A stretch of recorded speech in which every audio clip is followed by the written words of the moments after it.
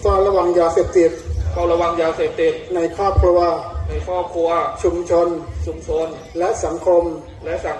ร่วมแก้ไขปัญหายาเสพติดร่วมแก้ไขปัญหายาเสพติดเพื่อสังคม